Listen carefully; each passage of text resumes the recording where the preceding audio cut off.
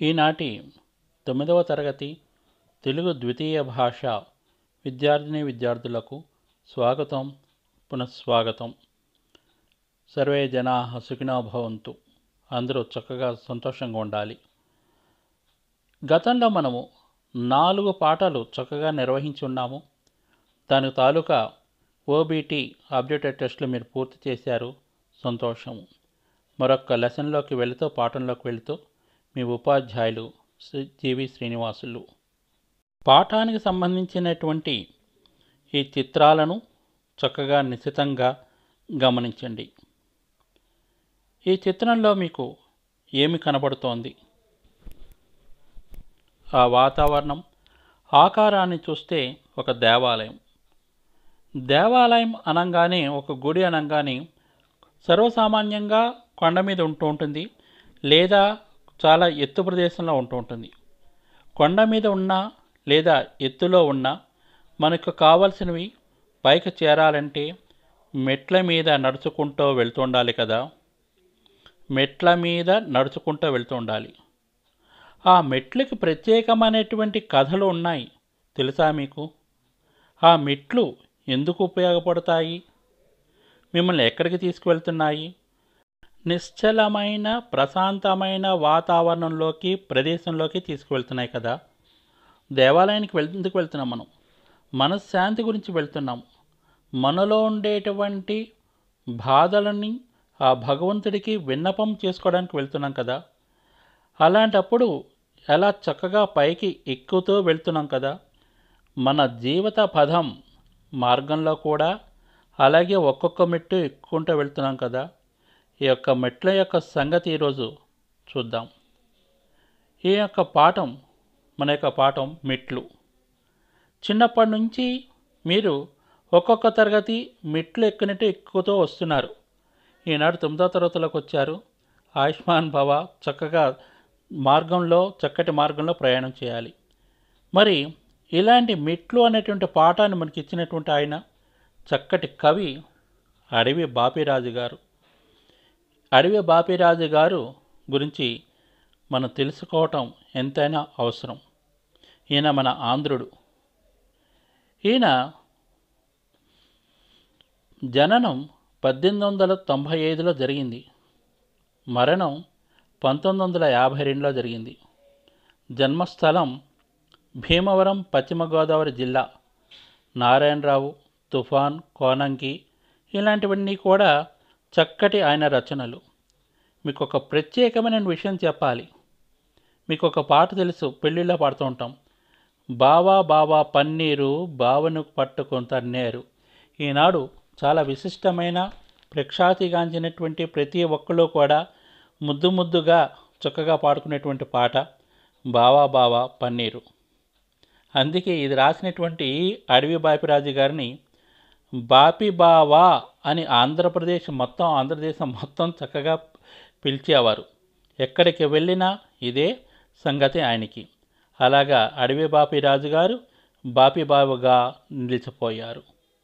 ఆయన రాసినటువంటి ఈ పాటను చూడండి. ఇది చక్కటి పద్యం చూడండి.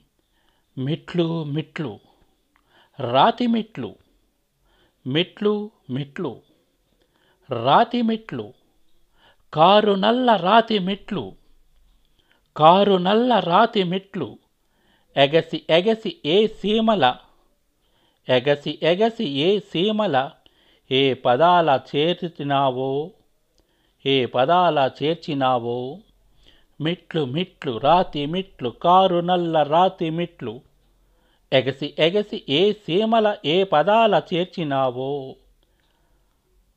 చిన్నప్పటి నుంచి ప్రతిరోజు ఒక అభ్యాసము మనకి. దైనందిన చర్యలో ఏ పని చేసినా సరే ఒక చక్కటి సక్సెస్ఫుల్గా నడుస్తూ ఉంటుంది మనకి. అలాగ చక్కగా నడుచుకుంటూ వెళ్తున్నాం మనము. ఆ యొక్క మెట్లు ఎలాగున్నాయి? కారు నల్ల రాతి మెట్లు. ఇవన్నీ కూడా భావంతో కూడా ఒకసారి చెప్పుకుందాం మనం. మెట్లు మెట్లు రాతి మెట్లు, కారు నల్ల రాతి మెట్లు, కోట్ల కోట్ల గుణగుణాల అడుగుల బడి, అరిగిపోయి కోట్ల కోట్ల గుణగణాల అడుగుల బడి, హరిగిపోయి అడుగుల బడి, తరిగిపోయి అరిగిపోయి తరిగిపోయి, మిట్లు మిట్లు రాతి మిట్లు, కారు నల్ల రాతి మిట్లు, కోట్ల కోట్ల గుణగణాల అడుగుల బడి, అరిగిపోయి అడుగుల బడి, తరిగిపోయి అరిగిపోయి తరిగిపోయి. మా జీవితాల్లాగానే, ఉపాధ్యాయ జీవితాల్లాగానే ఈ మెట్లు కూడాను ఎన్నో గుణగణాలు ఉన్నటువంటివి. అందరూ కూడా ఈ మెట్ల ద్వారానే ప్రయాణం చేస్తుంటారు. వాళ్ళ యొక్క అడుగుల కింద పడి అరిగిపోతున్నాయి, అలసిపోతున్నాయి, తరిగిపోతున్నాయి. మెట్లు మెట్లు రాతి మెట్లు, కారు నల్ల రాతి మెట్లు, చిన్ని అడుగు కన్ని అడుగు, చిట్టి అడుగు పొట్టి అడుగు, కరుకు పదం కరుగు పదం, రక్త పదం భక్త పదం, పాపి పదం పరమ పదం. మెట్లు మెట్లు రాతి మెట్లు, కారు నల్ల రాతి మెట్లు, చిన్ని అడుగు కన్ని అడుగు, చిట్టి అడుగు పొట్టి అడుగు, కరుకు పదం కరుగు పదం, రక్త పదం భక్త పదం, పాపి పదం పరమ పదం. ఈ మెట్ల కింద, మెట్లు మన కింద, మనలో చాలా గుణగణాలు ఉండేటువంటి వారు చాలామంది ఉంటుంటారు. ఇలాంటివన్నీ కూడా ఎలాగున్నాయి? చిన్న చిన్న అడుగులు, చిన్నపిల్లల యొక్క చిన్న చిన్న అడుగులు ముద్దు ముద్దుగా ఉన్నాయి. వాటిని చక్కగా అవి భరిస్తూ చక్కగా ముందుకు పంపిస్తున్నాయి. కన్నె పిల్లల యొక్క అడుగులు పడుతున్నాయి. చిట్టి అడుగు పొట్టి అడుగు, చిన్న చిన్న పిల్లల దగ్గర నుంచి పెద్ద వయసు వాళ్ళు వచ్చేదాకా కూడా పెరుగుతున్నాయి. అలాంటి వాళ్ళలో ఎలాంటి స్వభావం వాళ్ళు ఉంటున్నారు? కరుకు పదం కరుగు పదం. కరుకు మోసపూరితమైన భయంకర మనస్తత్వం కలిగినటువంటి వాళ్ళు ఉంటారు. రాక్షసుల లాంటి వారు ఉంటారు. కరుగు పదం, రక్త పదం, మర్డర్లు చేసేవాళ్ళు ఉన్నారు. పుణ్యాత్ములు ఉన్నారు, పరమ పదం వాళ్ళు ఉన్నారు. ఇలాగ ఎక్కడి దాకా ఉన్నారు? యుగ యుగాల పదాలతో, యుగ యుగాల పదాలతో, రకరకాల అడుగులతో, అరిగి అరిగి తరిగి తరిగి, మెట్లు మెట్లు రాతి మెట్లు, కారు నల్ల రాతి మెట్లు, యుగ యుగాల పదాలతో, రకరకాల అడుగులతో, అరిగి అరిగి తరిగి తరిగి, మెట్లు మెట్లు రాతి మెట్లు, కారు నల్ల రాతి మెట్లు. మీరు చిన్నప్పుడు వెళ్ళారు తిరుపతి కానీ ఎక్కడైనా, ఇప్పుడు అలిపిరి, ఇదివరకు శ్రీవారి పాదం నుంచి శ్రీవారి మెట్టు మించి కూడా వెళ్తుండేవారు. ఆ మెట్లు కొన్ని యుగాల నుంచి ఉన్నాయి. ఈరోజు వెళ్ళినా ఉన్నాయి. మీరు చిన్నప్పుడు వెళ్ళినా అదే మెట్లు. పాపం అవి అక్కడే ఉన్నాయి.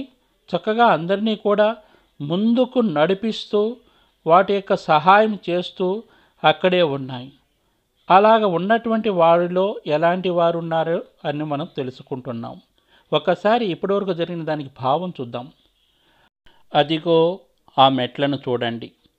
అవి రాతి మెట్లు, దట్టమైన నల్ల రాతి మెట్లు. ఆ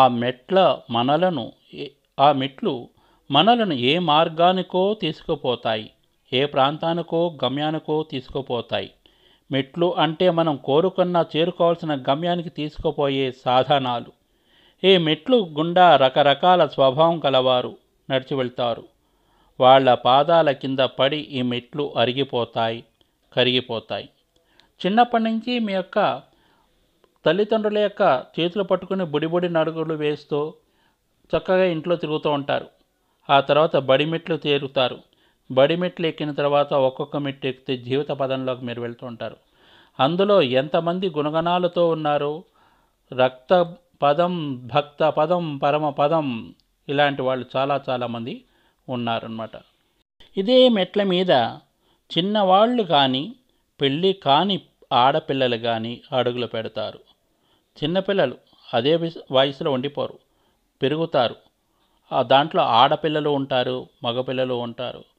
పెళ్ళి కాని ఆడపిల్లను కన్నె పిల్లలు అంటాం కదా, అలాంటి కన్నె పిల్లలు కూడా దాని మీద నడిచి వెళ్తూ ఉంటారు. చిట్టి పొట్టి అడుగులు పడతాయి, కాసాయ వాళ్ళ కఠినమైన అడుగులు, కరుణ కలిగిన వారి మెత్తని అడుగులు ఈ మెట్ల ద్వారానే సాగుతాయి. వివిధ కాలాలకు చెందిన వారి అడుగులు, వివిధ తత్వాలకు చెందిన వారి అడుగులు పడి ఈ మెట్లు అరిగిపోతాయి, తరిగిపోతాయి. శాశ్వతంగా అక్కడే ఉండేటువంటి మెట్లు ఎన్నో వేల మీద. ఒక గుడికి అనేక మంది వెళ్తూ ఉంటారు, వస్తూ ఉంటారు. అలాంటి వారిలో చాలా రకరకాల వాళ్ళు ఉంటారు కదా. వాళ్ళ పాదాల కింద ఈ మెట్లు అడిగి పడి కరిగిపోతూ ఉంటాయి. కడియాలందెల గజ్జెలు వడివడి మువ్వలు గొలుసుల గలగలమన గనగనమన అంటి అంటి ప్రవహించే అడుగులు అడుగులు అడుగులు. కడియాలందెల గజ్జెలు వడివడి మువ్వలు గొలుసులు గలగలమన గనగనమన అంటి అంటి ప్రవహించే అడుగులు అడుగులు అడుగులు. శాశ్వతంగా అక్కడే ఉండి ఎంతోమందిని ముందుకు ప్రయాణం చేయిస్తూ చక్కటి గమ్యానికి చేర్చాలనేటువంటి వాటి యొక్క తత్వం. మనలో ఎటువంటి వాళ్ళు ఉన్నా కూడా వాటి యొక్క మనస్తత్వం, వాటి యొక్క సేవాపదం ఒక్కటే, వాళ్ళకి మారదు. మారకుండా చక్కగా అలాగ నడుచుకుంటూ తీసుకువెళ్తూ ఉంటాయి. అవి మెట్ల మీద మరి ఇంకా ఎలాంటి వాళ్ళు వెళ్తుంటారు. గజ్జెలు కట్టుకున్నటువంటి వాళ్ళు, వడివడి మువ్వలు ఉన్నటువంటి వాళ్ళు చకచక నవ్వుతుంటారు, గలగల పాడుతూ వెళ్తూ ఉంటారు. కొంతమంది వయసు అయిపోయిన వాళ్ళు కూడా ఆయాసంతో ఒరే వస్తున్నాను ఉండరా అంటూ ఉంటారు. వాళ్ళని ఆడిస్తూ చక్కగా వెళ్తూ ఉంటారు. ఈ యొక్క పెద్దవాళ్ళు ఉన్నారు చూసారా, వీళ్ళు చిన్నప్పుడు కూడా నేను ఇలాగే పరిగెత్తాను కదా ఈ మెట్ల మీద అని చెప్పి అనుకుంటూ ఉంటారన్నమాట. కాబట్టి అలసి సొలసిపోయిన వారి కూడా ఈ మెట్లు లాగానే వారు కూడా ఎన్నో కష్టాలని నష్టాలని అనుభవించి ఎంతోమందికి చక్కటి దారి మార్గం చూపించి వాళ్ళు కూడా మన మెట్లలాగానే ఉన్నారు. ప్రతి వాళ్ళ జీవితం కూడా ఒక మెట్లు కావాలి. మీరే కాదు, మీతో ఉండే వాళ్ళందరినీ కూడా మన జీవిత పదంలో మనతో పాటు చక్కటి మార్గంలో ప్రయాణం చేయించగలిగి ఉండటమే చక్కటి మనస్తత్వము, చక్కటి మానవ మార్గము అని అడవి బాపిరాజు గారు ఈ మెట్ల ద్వారా మనకి అందిస్తున్నారు.